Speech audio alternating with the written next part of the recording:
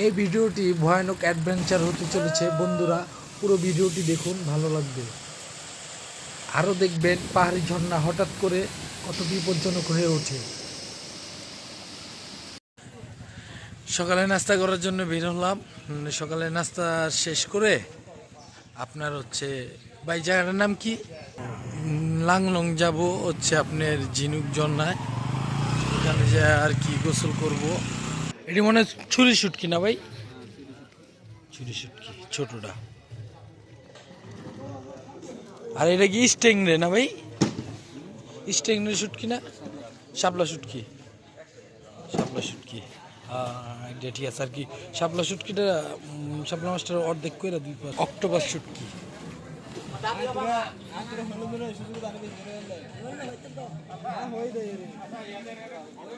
বাজারটা ঘুরে দেখার পর আমরা চলে গেলাম বিজিবি ক্যাম্পে। কাছে এসে পড়ছি, এখন বোর্ডে উঠবো। আমাদের গাইড আসতেছে, ও লাইফ জ্যাকেট নিয়ে।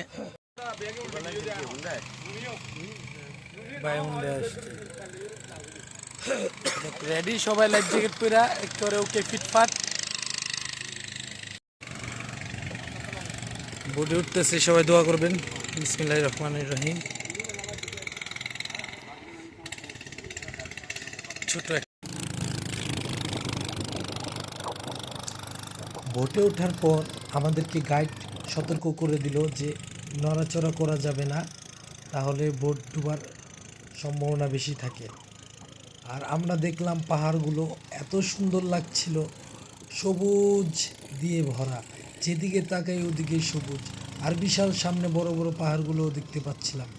খুবই ভালো লাগছিল, আবার মনে ভয়ও ছিল, কারণ আমি তো সাঁতার পারি না। লাইফ জ্যাকেট পরা ছিলাম কিন্তু সাঁতার পারি না, এটা ভেবেও আমার ভয় লাগছিল।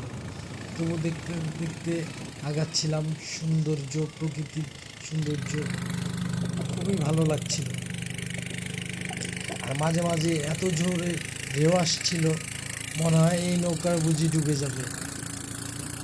আর এই দেখেন কত ভয়ানক ঢেউ ছিল।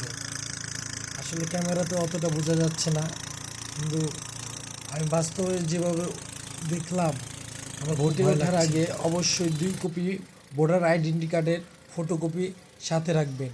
এগুলো আপনার অবশ্যই লাগবে সামনে, কারণ এখানে চেক করে, বিজেপি ক্যাম্প থেকে চেক করা হয়, এন্ট্রি করে তারপর যেতে হয়।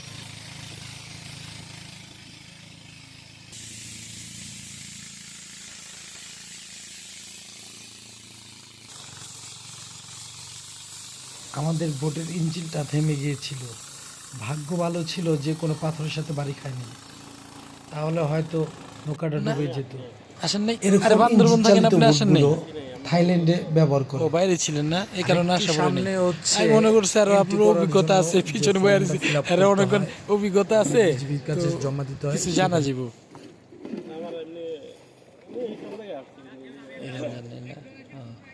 হ্যাঁ ঠিক আছে।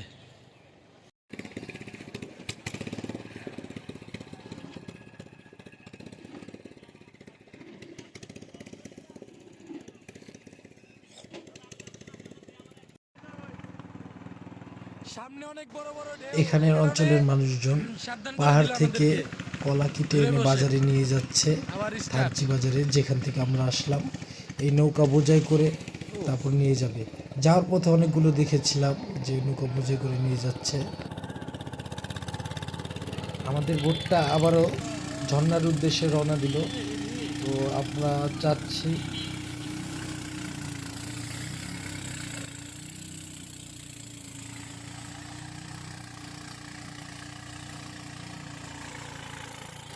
এত বড় বড় ঢেউ ছিল যে আমি ভয় পাচ্ছিলাম নৌকাতে।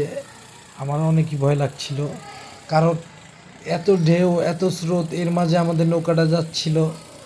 আর বড় বড় পাথর সামনে দিয়ে যাচ্ছিল। একটু যদি 19-20 হয়, কোনো মতে যদি পাথরের সাথে বাড়ি খায়, সাথে সাথে ভেঙে যাবে বোটটি। এই কারণে একটু বেশি ভয় লাগছিল, কারণ এর আগে সপ্তাহে বলে একটা নৌকা পাথরের সাথে বাড়ি খেয়ে ভেঙে গিয়েছিল।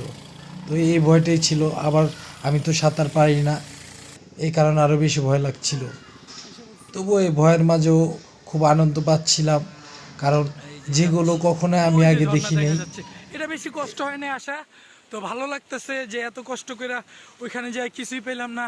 না, পাহাড়ে চলাচল অনেক কঠিন, তো ওই মন মানসিকতা নিয়ে আসতে হবে যদি বান্দরবন ঘুরতে চান। বান্দরবনের গহীনে তো আপনাদের মনোবল থাকতে হবে অনেক শক্ত, রিস্ক নিতে হবে, যেতে হবে। আবার এরকম রিস্ক নেওয়া যাবে না যে লাইন অফ হয়ে যায়। এসে পড়ছেন আবার দেখা, আমরা যেতেছি। ও ধন্যবাদ। কঠিন না, সুন্দর, সেরা। উত্তরার ভাইদের সাথে আবার দেখা। উত্তরা ভাই হাজি মোল্লা বিরিয়ানি দিল প্রমোট করে, মন খুশি হয়ে গেছে। যাও।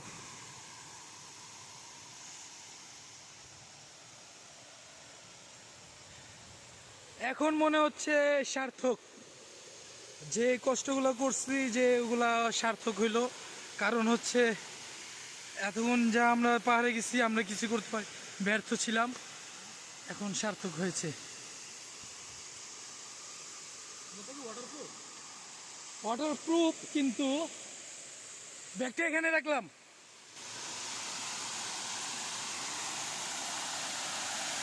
যে যার মতন ভিডিও করতেছে।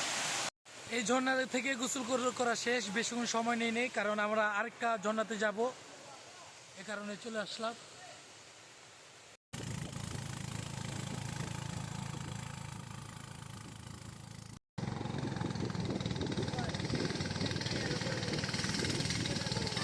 আমি এখন আপনাদেরকে যে ঝর্ণার কাছে নিয়ে যাব সেটা খুবই অ্যাডভেঞ্চার, খুব ভয়ানক একটা ঝর্ণা। বর্ষার সময় পানির স্রোত অনেক বেশি থাকে আর পাহাড়ি ঢলও নামে ওইখানে।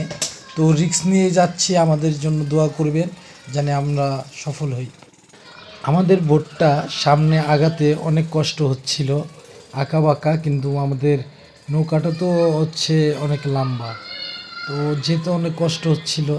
এই ছোট্ট শাখা নদী দিয়ে যাওয়াটা, ঝর্ণার সামনে যাওয়াটা আমাদের জন্য অনেক বিপদের সম্মুখীন হতে হয়।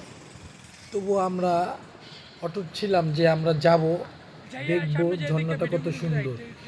তো গোসল না করলাম, গোসল না করলাম। অবশেষে আমরা পৌঁছে গেলাম হচ্ছে আমাদের ঝর্ণার সামনে, আর সামনে থেকে পায়ে হেঁটে যেতে হবে।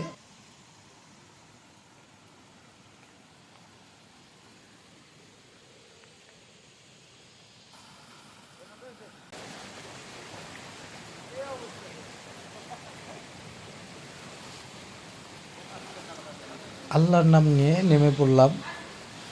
আসল কথা আমার ইচ্ছে ছিল আমি এটা দেখবো আর আপনাদের দেখাবো, এই কারণে নামলাম হচ্ছে ঝর্ণায় যাওয়ার উদ্দেশ্যে। এই দেখুন কি পানির স্রোত, ক্যামেরা তো বোঝা যায় না, আমরা যখন পা দিয়েছিলাম আমাদেরকে ধাক্কায় নিয়ে যাচ্ছিল।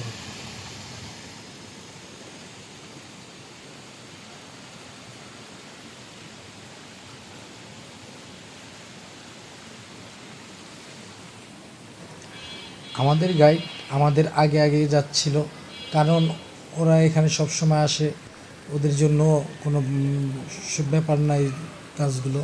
কিন্তু আমাদের জন্য অনেক রিস্ক, কারণ পাথর অনেক পিচ্ছিল ছিল আর পানির স্রোত অনেক বেশি।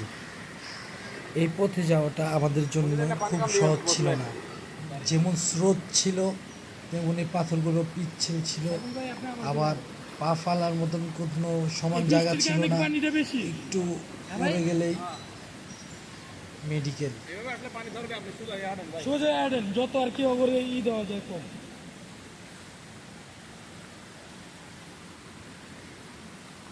বৃষ্টির কারণে পানিটা অনেক বেশি স্রোত নামতেছে পাহাড় থেকে, নাহলে একটু কম থাকে। হ্যাঁ যান।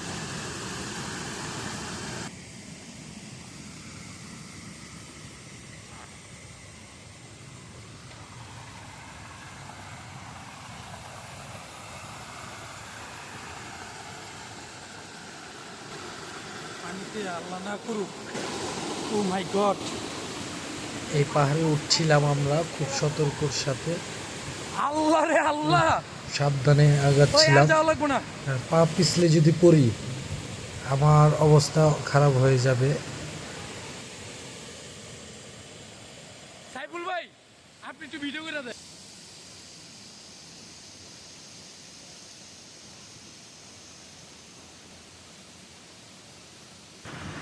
এই পাতলা একটা দড়ি ধরে তারপর যেতে হবে, এই ভয়ে আমি না করেছিলাম। এখন আমিও নিজেকে ধরে রাখতে পারলাম না, তাই আমিও যাওয়ার জন্য ডিসিশন নিলাম। কত সুন্দর ঝর্ণা, কত পানি দেখছেন, আল্লাহর কি সৃষ্টি, সুবহানাল্লাহ। আমার কাছে অনেক ভালো লাগছিল, ঠিক আছে, ধন্যবাদ। কিন্তু দেখছেন কত পানির সুন্দর স্রোতটা জায়গা, একটু কম হলে হয়তো কষ্ট করে আইছি। ওখানে গিয়ে গোসল করতাম। যান বড় ভাই, আপনি আগে যান।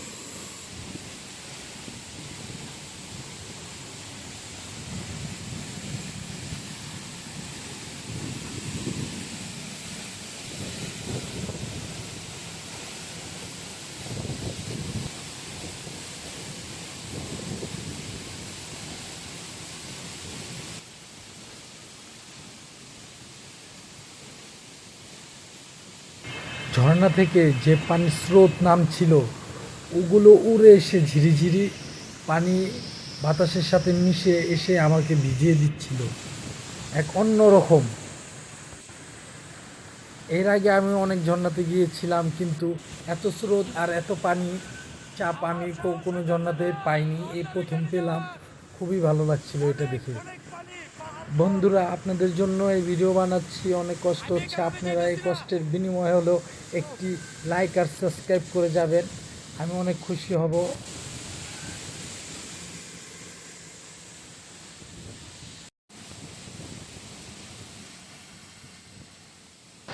ঝর্ণার এখানে অনেকক্ষণ সময় কাটালাম।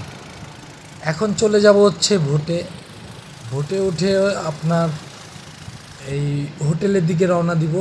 খাওয়া দাওয়া করে গোসল করে সন্ধ্যার সময় আবার বের হব, আপনাদেরকে দেখাবো ইনশাল্লাহ। এখন হোটেলে যাব, হোটেলে যাওয়ার পর আপনার ফ্রেশ হবে, গোসল করব, খাওয়া দাওয়া করব অনেক। তো বন্ধুরা, আজকের জন্য এখানে বিদায় নিলাম। সবাই ভালো থাকবেন, সুস্থ থাকবেন, আল্লাহ হাফেজ।